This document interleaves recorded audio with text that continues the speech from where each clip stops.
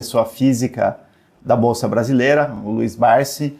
Eu sou João Sandrini, eu sou head da área de MBAs do Grupo Primo e a gente vai conversar aqui sobre o assunto preferido do Barsi, que são as empresas da Bolsa. O Barsi conta no livro que na casa dele ele adorava esse assunto, mesmo em almoços de família, nas viagens de férias, ele gostava de falar de empresas. Hoje vai ser o nosso principal objetivo também nessa aula, que é a segunda do método Barsi de dividendos. Barsi, vamos começar a esquentar aqui. Eu queria que você falasse um pouquinho sobre cada uma das suas 5 maiores posições na Bolsa, começando pela Unipar, que é a sua maior posição, uma empresa que você ganhou bilhões de reais com essa empresa. Ela chegou a ser 50% da sua carteira, porque a ação se valorizou tanto que ela cresceu passivamente de uma maneira fantástica. E aí, de forma bem objetiva, Barsi, por que o senhor acha que a Unipar vai continuar sendo um bom investimento daqui em diante? Por que essa posição é tão representativa para você? Bom, é evidente que eu acredito que a Unipar não volte mais para os 25, né? Nem para os 30 centavos, não é isso? Isso é uma coisa evidente. Mas eu acho que ela continua, sim, sendo uma boa opção, porque é uma empresa que distribuiu dividendos generosíssimos, tá certo? Em virtude do quê? Em virtude de uma postura empresarial que nós tivemos assim alguma posição, né? Alguma importância, que é o seguinte, que é não aumentar a base acionária de uma forma desordenada, como fizeram muitas outras empresas, não é isso?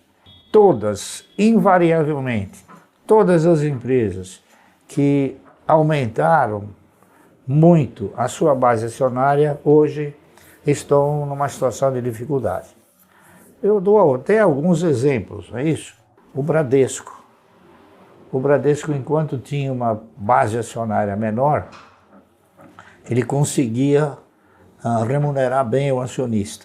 Hoje o Bradesco tem 10 bilhões e 800 milhões de ações.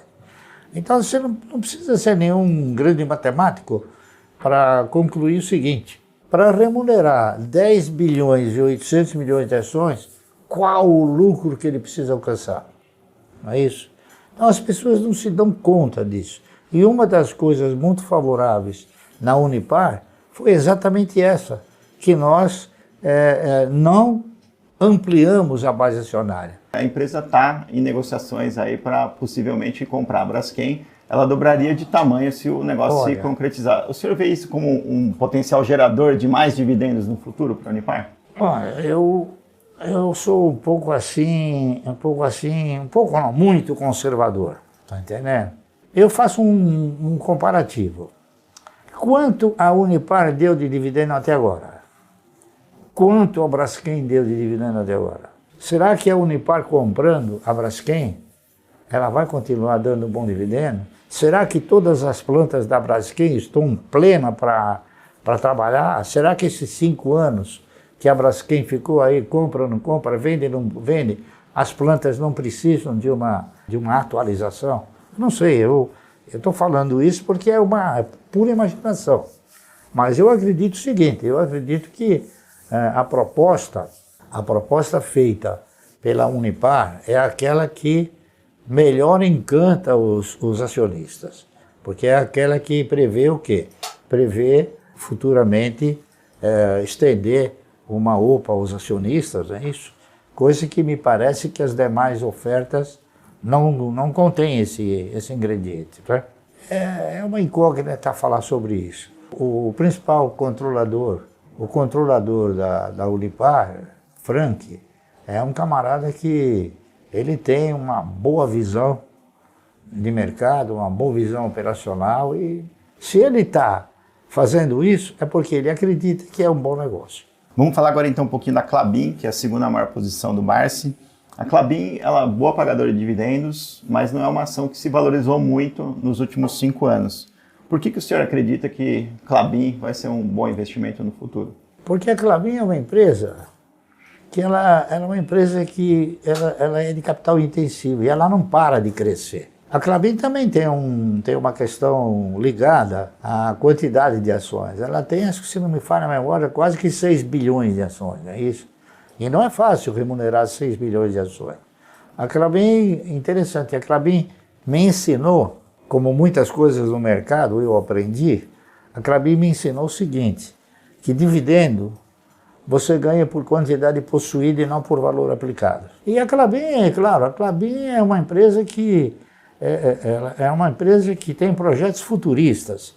É uma empresa que hoje poucas empresas se comparam a ela, tá entendendo? Em termos de avanço tecnológico, em termos de cuidar da floresta, enfim, em termos assim também de evoluir, não é?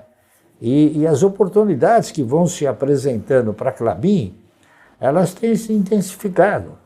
Por exemplo, a Klabin hoje, ela está fornecendo caixas de papelão para exportação de frutas, coisa que era feita em containers, pequenos containers de plástico, né? A Europa, a própria Ásia, hoje não quer mais que as frutas sejam embaladas em material plástico, tem que ser em caixa de papelão. Então é um mercado que cresceu bastante para ela. E com isso eu acredito que ela também, na razão direta que ela tem novas oportunidades de mercado, então ela cresce para suprir essa nova expectativa. Vamos falar um pouquinho agora da terceira maior posição, que é a AES, né? Essa empresa, ela não é uma pagadora de dividendos muito regular. Não, ela é uma boa pagadora de dividendos, tanto é fato que é a única empresa no mercado que já pagou 110% do lucro. Você sabia? No passado. Não, no passado, pouco tempo atrás.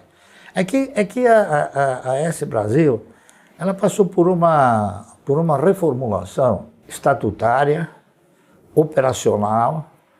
A AES Brasil hoje não é só matriz energética proveniente de hídrica. Hoje ela tem novas matrizes energéticas. E ela investiu bastante na compra de todos esses projetos.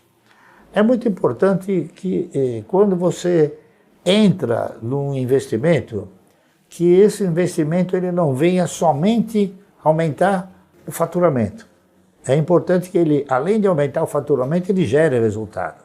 E esses investimentos todos que a AES Brasil desenvolveu, todos eles vão gerar resultado. Outro fator muito importante que ocorreu na empresa é que ela reduziu a base acionária. Ela possuía uma base acionária de 3 bilhões e pouco de ações, hoje ela tem só 600 milhões de ações. Então, para remunerar 600 milhões de ações, ela precisa talvez de um lucro menor. Então, provavelmente, o payout futuro dela vai ser um payout bom. E outra coisa que o pessoal também não se deu conta é que eu acho, por razões óbvias, né, o seguinte, que quando ela negociava ações ordinárias, preferenciais e units, uma unit estava representada por 5 ações, uma ordinária e 4 preferenciais, não é isso? Então, com o enxugamento da base acionária, eles eliminaram também a units e converteram todas as ações preferenciais em ordinárias. Então, hoje, a AES Brasil possui somente ações ordinárias. Como uma ação ordinária ficou no lugar da units, eu interpreto o seguinte, que uma ação ordinária hoje está representada por 5 ações antigas. Então, ela custa R$11, R$12, se você dividir por 5 dá 2 e alguma coisa. Então, é um papel que está num preço assim super acessível. É que ninguém faz essa análise, tá entendendo? Agora, eu acredito que a AES Brasil, se a memória não me trair, a AES Brasil é a única empresa do setor de energia elétrica que tem no seu estatuto distribuir 100% dos lucros. Tá? Não é igual. 50, mas ela distribui quase que 100%, né? A prática é essa. Não é que nem a PetroRio, né? Você sabe qual é no estatuto, o que está consignado para pagar dividendo na PetroRio? Quanto? Quanto você acha que é? Não faço ideia. Não, é exatamente 0,001. Então é uma empresa que nunca vai pagar dividendo. Nunca pagou e nunca vai pagar. Você tem outros papéis também assim, não é isso? Quem mais que paga um dividendo pífio? A Azul paga um dividendo pífio. Dentre aquelas que não pagam uns 25%, está também a Raízen, também não paga esse. E a Raízen tem uma base acionária gigantesca, né? Ela tem mais ou menos hoje uns quase 11 bilhões de ações. Então remunerar tudo isso não é fácil, né? Não é fácil. O próprio Magazine Luiza também tem uma base acionária grande. A Itaúsa tem quase 9 bilhões de base acionária. Então, o pessoal não analisa o evoluir da base acionária, o que o evoluir da base acionária acaba interferindo na distribuição de resultado. Você veja, a Itaúsa, com 9 bilhões de base acionária, considerando 25%, ela teria que dar o quê? 36 bilhões de lucro para dar 25 centavos. É por isso que dá 10, 12, 3 centavos. Às vezes dá 1 centavo. Às vezes dá zero nada, né? Que a gente brinca. Né? É isso aí. Então, a pessoa não analisa isso. A turma deixa de lado esses ensinamentos que o mercado transmite para você. E agora, a sua quarta maior posição é a Cosan, Márcio. Também não é uma, nos últimos 5 anos, também não é uma grande pagadora de dividendos.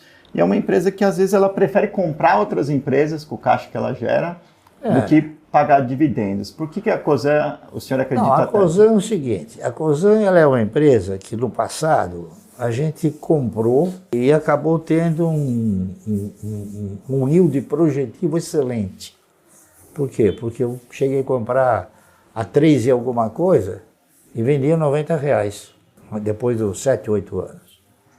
Eu acredito, veja bem, porque o mercado ensina a gente que a Cosan passou a desenvolver este mesmo procedimento a partir dos R$15. Eu acho que ela não volta mais para R$15, provavelmente não vai cair abaixo dos R$20. Veja bem, eu não sou futurólogo, eu estou apenas transmitindo aquilo que o mercado ensina, tá entendendo? Para a gente poder transmitir para os outros, não é isso? Então eu acho que a Cosan daqui para frente, ela vai desenvolver um tipo de postura de mercado que ela vai evoluir porque a Cosan sempre teve a mesma postura de mercado que a Suzano. Qual é essa postura? Eles transferem para o mercado o lucro do acionista. Então o que acontece? O papel sobe, ele vai ganhando. E veja bem, a Cosan, ela só passou a ter um desequilíbrio de cotação a partir do momento que ela fez um desdobramento. Uma virou 4. Então, hoje ela tem 1 bilhão e 800, se não me falha a memória, de base acionária, mas já com uma outra posição, uma outra postura. Mas vamos falar agora da quinta e última posição da sua carteira que eu queria abordar individualmente, que é o Banco do Brasil. O Banco do Brasil, sim, uma máquina aí de distribuir dividendos nos últimos anos, mas também é uma ação que hoje tem um controlador que acha que, além de lucro, o banco também tem um papel social. Por que o senhor confia e gosta tanto dessa ação? Eu confio pelo seguinte, eu acho que toda empresa que tem um compromisso, ela distribui bons dividendos. O que é um compromisso? Por exemplo, o Santander tem o compromisso de mandar dinheiro para a Espanha. A AS Brasil tem o compromisso de mandar dinheiro para os Estados Unidos. O Banco do Brasil tem o compromisso de mandar dinheiro para a Previ e para o governo. Então eu acho que ele tá dotado de uma postura não idêntica aos demais. Veja bem, o Itaú, o Bradesco, o Santander não. Mas o Itaú e o Bradesco, a base acionária deles cresceu uma barbaridade. O do Banco do Brasil permaneceu. Então o que acontece? Esse sentimento que você vislumbra sobre ele é que cada vez que o lucro aumenta, se ele tiver a mesma base acionária, é evidente que o dividendo cresce também. Então o Banco do Brasil tem pago dividendos aí invejáveis, tá certo? E ele dá um lucro mais ou menos parelho com os demais bancos, não é isso? É porque ele tem uma base acionária menor. Ô, mas nos últimos 2 meses, o que o senhor vem comprando aí com os dividendos que caem na tua conta? Eu tenho comprado, bom, eu comprei um pouquinho de ações da Vibra também, não é? Por interpretar que ela está dentro do meu perfil. O meu perfil sempre foi o seguinte: ao invés de ter um posto de gasolina, ser dono de um posto, eu prefiro ter 1% de